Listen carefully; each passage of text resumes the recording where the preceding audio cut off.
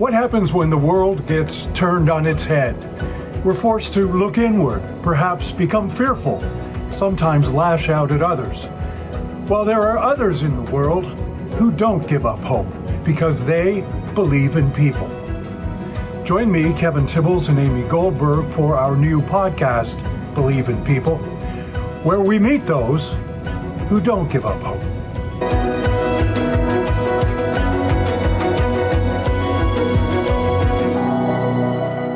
Gidon Lev was just 6 years old when he entered a concentration camp. He is a witness, survivor, and so much more. And Julie Gray is the woman who decided to introduce the world to this remarkable man. Not only have they told the story of Gidon's journey, but also the founding of Israel through the eyes of Gidon, who never gave up hope. Julie and Gidon, welcome to Believe in People. Thank you so much for having us. Thank you. Before we look to the past, I want to ask you both. Let's start with Julie. How did you two meet? Gidon was looking for an editor for his book. He'd written about his life, and he was looking for an editor for his book. So he got my number through a mutual friend, as it turns out, and invited me for a cup of coffee. And that was 5.5 years ago. And we met for coffee, and I thought he was amazing. But I said, no, thank you. I can't work on the book because I didn't know enough about the Holocaust, and I didn't know enough about contemporary Israeli history. So I said, you're adorable. Good luck finding an editor.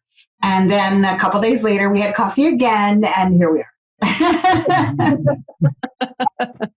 I love story.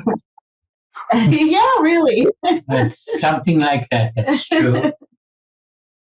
Well, in many ways,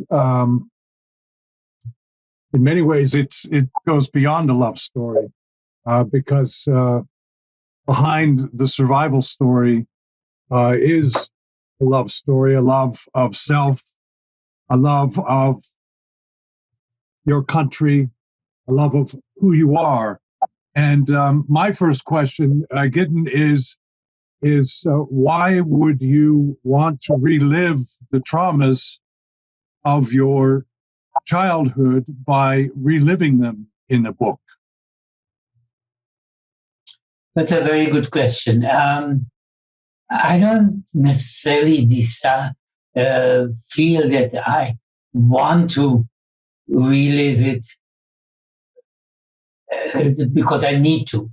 I want to confront it and learn something from it and teach other people, and especially in the situation today in the world, how terrible things can be when people start using hate and anti-Semitism and violence and lies and ignorance to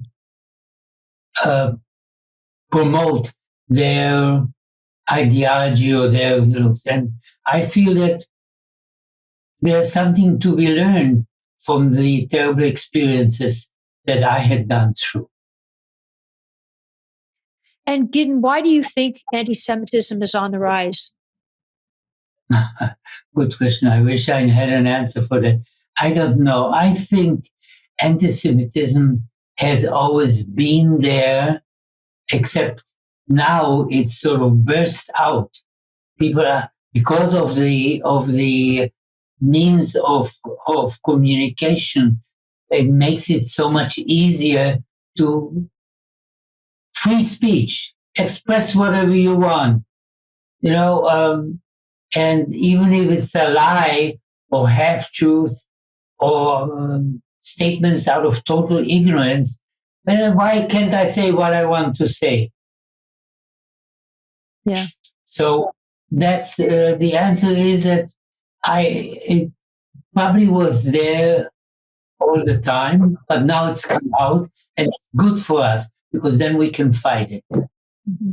I just want to add something to that when I say this, Gidon, you'll say, I get it, is that anti-Semitism almost always rises up again during times of crisis. And so during the past couple of years of COVID, the pandemic, various, economic crises all over the world, it tends to rise up.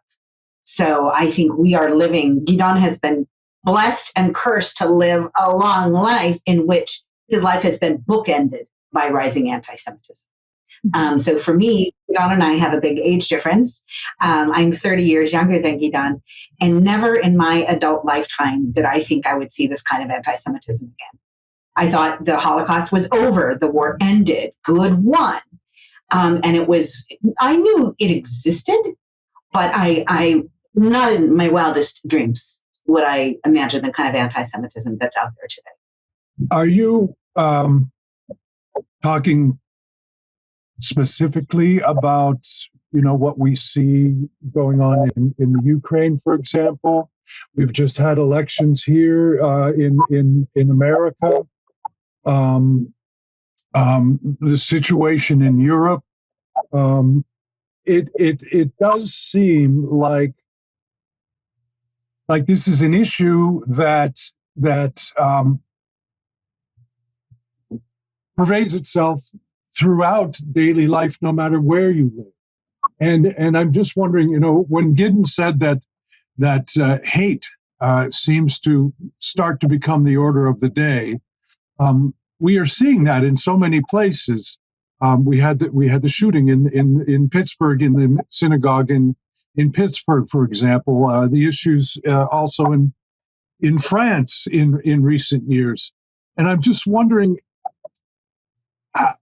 how does that make you feel? How do you react to that when you see these incidents again coming to the fore, even in supposed civilizations? In civilized countries, at least so we think. Look, what I said before is that it has come out. People have allowed themselves to be more expressive of what they feel or what they hate or what they dislike. But that, in general, that's a good thing. It becomes destructive when what they are doing is pinpointing or finding people who they don't like because of their religion, because of their nationality, because of their color, because of their sexuality, 1,001 reasons. And the means of communication today are such that it allows many people to express these things. And people like me are here to say, hey, wait a minute, your free speech is fine, but telling lies, expressing hate. Well, we spend, I should mention TikTok, right? So Gidon I was just going to bring that up, yeah. I mean, that's where we see it. We see it in the news, but. Yes, you were going to say. No, actually, so that to that point, Julie, and I think it's really remarkable that the two of you have tag teamed on this, so to speak, because Gidon is a sensation. 400,000 plus followers. Your message is to ensure that the Holocaust never happens again. And very sadly, you're finding you need to dispel any beliefs by those that think that the Holocaust never happened. So, and recently you recorded an incredibly heartfelt TikTok video where you were talking with and answering your 6-year-old self in the future. And so what you did, so what does that say about life when you're living in survival mode and have no idea if you're going to come out of it when you're speaking to your 6-year-old self? I actually felt that was one of our best TikToks. It was very difficult. To play the role of being a little boy and then being who I am today is not easy, but it is really very important to try and cope and educate people and tell them the truth. I mean, when somebody says to me, on TikTok or on other means of communication, hey, you're lying. You just not. I said, I really wish it was a lie, because would it have been a lie, I would have had a father, grandfathers, aunts, uncles, great grandmothers, cousins, a whole family. And I had none of them, including the fact that I didn't have a normal childhood from 6, 5.5 years old till 10, 11.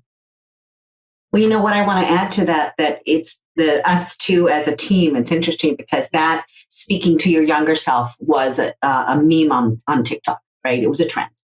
And people would be speaking to their younger selves, like, should I go to college? And then the older self would say, yes, or whatever. So it was a meme. So I identified the meme and I said, I know how to blow this meme out of the water. Here's a Holocaust survivor talking to himself. So the part of the reason Gidon has been so successful on TikTok is that we harness memes and trends and we turn them on their head. So we see what's popular, what music, what sounds, what hashtags, what dance moves, and then we do them too with our own message. And that's why Gidon has almost 500,000 followers on TikTok. And actually, I just looked today, and in the past 60 days, he has had 1.5 million views on his account. Okay, that is more than the total number of visitors to the U.S. Holocaust Memorial Museum over the past 5 years running. Wow. Now, a view on TikTok is not a visit to a museum. It doesn't replace it. Of course not. I want to be clear about that. But for my part, what we do together on TikTok offers an invitation for young people to learn more. Well, that was going to be my comment, and that is that the success of using things like TikTok, for example, does that give you an indication that because these things are geared towards young people, does that give you an indication that young people are beginning to listen? I mean, there's a lot of confusion out there if you're a young person. You're being bombarded not only with TikTok, but with everything else. You find that young people are actually perhaps beginning to be able to guide themselves through the use of technology that they're familiar with, like yours. I think you're right. I think they are. I try and I wish and I want to speak to the young people. Speak to the young people because they are the future. They are the people who are going to determine how the world will develop, how it will guard itself against ignorance, against hate, against anti-Semitism, against all the half-truths and lies and distortions. If they are connected and know what really happened and how to prevent it. Well, Gidon, we know that we're making an impact judging by the sheer, not just the number of followers, but the number of the comments that we get, the engagement that we get. Gidon is somewhat of a TikTok celebrity. And wherever we go, we live here in Tel Aviv, but we were just in the Czech Republic. We've been in, of course, New York and California. Young people come up to Gidon and they say, hey, I've seen you on TikTok. You're really cool. And it's amazing. These are young people, 17, 18, 19 years old. And this is also not to mention the number of emails and messages we get from young people all over the world thanking Gidon for teaching them. As you can see, I'm more than Gidon's life partner. I'm also have become his agent and manager. So I was going to ask you, Julie, because you've had your own career. I mean, you're a publisher, an author. You're from California, and I mean, how do you embrace a man like Gidon, who every day is helping to ensure that the world is like less ignorant and intolerant of people just because of their religion? In this case, Jewish. Well, we're both Jewish, just FYI. But Gidon, well, first of all, nobody handles Gidon. He's like a weather system. He just happens. I have a pretend sitcom that I'm developing right now called Oh Gidon. On Facebook, I put Oh Gidon, different things that he does. So, no, I worked in the world of entertainment for a long time. And as a writer, I know when something is a good story. And Gidon has taught me so much about not just Holocaust and the history, but it's like the perfect meeting, he and I, because I know how to make a project interesting to people, and he had such an important project. So it was like we're kind of a power duo in that regard. Let me just make things clear. Julie is fantastic, not only as a creator and an editor and a writer, but also as a human being. And I must tell you that I'm so bloody lucky to have connected with her 5.5 years ago that I can hardly believe it sometimes. Because so, and we come from different backgrounds. Totally. I come from Czechoslovakia, and she comes from California. And yet we share things together that neither one of us knew that we actually shared. I think we really love each other very much. And I think that's palpable in everything we do. So, I said before, like, I'm his agent and manager, but like, he's the love of my life, and his story is my story, and it's important to me. So it informs everything I do. I did not see myself as a person who was a content creator on TikTok. That never entered my, but because of my experience there, I've actually taught TikTok classes to several German memorials that are on TikTok. Mauthausen, Bergen-Belsen, Sachhausen, Neuengamme, several camps where the guides there have a presence on TikTok, and they talk about their memorial.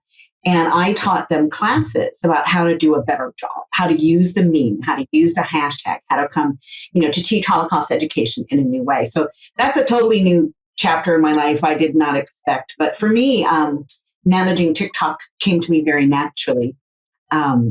And, we make a lot of stuff that goes nowhere, and that happens too. But Gidon is such a natural performer. Like, he's handsome, he's charming, he's charismatic. Wherever we go, I have to like keep the ladies off of him. Like, he is so, and I'm sure that had Gidon walked into, gone to the MGM studios in 1955 and turned up at the gate, he would have been a movie star. He is that handsome. He was that handsome as a young man. Here, show the picture. And this is the cover of our book. How handsome he is. It's 1960. Very handsome. Absolutely. An attractor in the Jezreel Valley in Israel. So he's like a dream. I really never thought of myself as handsome. I actually didn't. Was it did you find things out about yourself, Gidon, when you wrote the book? Did I didn't understand. Did you find out things about yourself during the writing of the book? Yes. And I still am.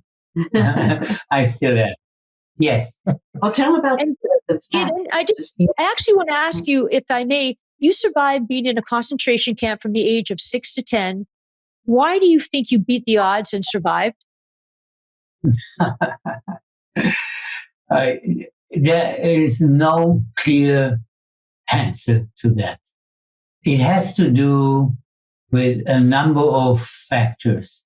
One, because I was there with my mother, and she was working in a military factory and was doing probably a very good job there, and they kept her on, so they didn't ship her out to Auschwitz. So if she stayed, I stayed. Other thing was that I was constantly aware, even as a little boy, that I wanted to stay alive. No, children don't want to die. Children want to live. And there are many things that I must have found to stay alive by working someplace and seeing that there's a barrel there and running to the barrel and say, oh, this was a beer barrel that wasn't beer in it, but there was marmalade in it. And I went and I scraped the inside. Or, all kinds of things that I feel I was very much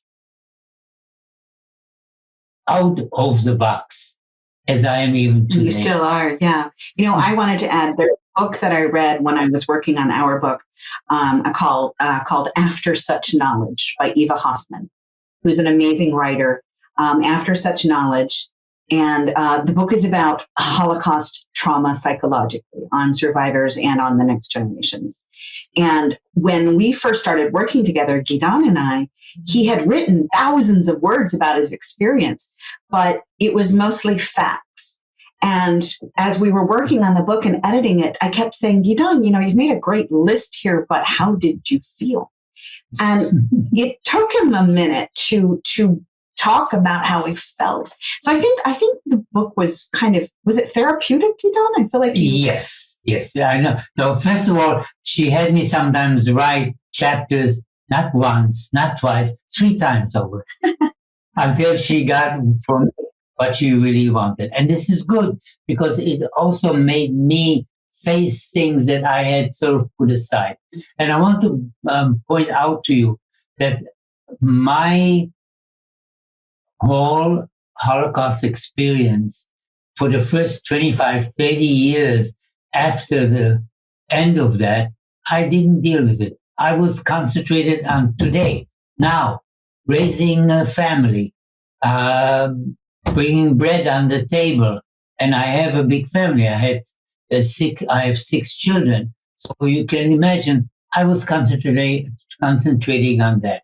And only in the later years, specifically when my wife, whom I was married to for 40 years, died, I say, okay, maybe now I can take some time and write things down a little bit. The kids are out of the nest. They're all building their own lives. I'll do it. And that's how I got to writing this book. And that's how I met Julie. And here we are 5.5 years later. Wow.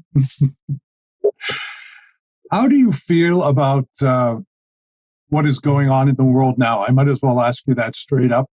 With even in your own country, there seems to be tremendous division within political parties and the way that people think. Does that leave you unsettled in some ways? Yes. And I'm very free and open to tell you, I'm not happy with what is happening in Israel today. I'm not happy. When I arrived here in 1959, I went straight from the port of Haifa to the kibbutz in the Jezreel Valley. And the idea was to become a farmer. And I became. My profession, if you ask me, what is your profession? I'm a dairyman. I milk 200 cows every day, sometimes twice a day. And I was looking forward to making a socialist democratic country. And we were veering off too far to the right. And I didn't want to be an occupier of another people. I still don't want to be. And I am against what's happening here. And I will try and continue to express myself whenever I have the chance. And but we can make this a better country, like we can make this a better America. We can make this a better Israel. I suppose we should tell you the graffiti story. So I guess this was a couple years ago during election number 1029 in Israel, and Bibi was on the ballot, as he always is. And And Gidon, there's Bibi posters everywhere, and Gidon says, "I'm gonna do something about that." I said, "What do you mean?" And he said, I'm gonna do something about it. So a couple days later, I find a can of spray paint on the dining table, and I said, "What are you planning to do?" "You'll see." A A couple days later, it's 3 a.m, and he climbs back into bed and he reeks of spray paint. And I said, what did you do? And he goes, oh, well, first thing in the morning, go look. So he walked a few blocks, and there he had written in Hebrew on this billboard, go home, enough, baby, go home, in Hebrew. But he made a spelling mistake, so he fixed that, and then he did it. And it was actually on the cover of the he actually tagged so he actually needed an editor, even when he was spray painting election sign and committing acts of vandalism for which you'll probably be arrested after this thing airs. But 3 years ago, so now. But he also said, like, oh, please, really, be, you're going to arrest a Holocaust survivor. Please, I need the publicity. Never would that happen. But this is Gidon. He's done, I can't even, so many things. He's crazy, which is why he's so adorable to me. And I think it leads us to the question that we ask all of our guests that come on Believe in People. Julie, Gidon, why do you believe in people? Why do you still believe in people? Yeah, that's a very good question again. I don't know. There is something in me that I can't give up on people. I've gone through horrible periods during the concentration camp. And I know there have been people who've gone even through worse.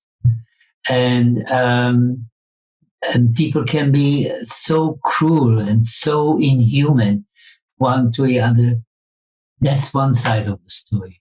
And the other side of the story is there are some wonderful people out there, good people that want to do good, that want to make the world a better place. And even in Israel, there are many people like that. And I put my faith in hope. That's it. Hope is not simple. Hope is dangerous because when you hope, you're putting yourself out there and making yourself vulnerable.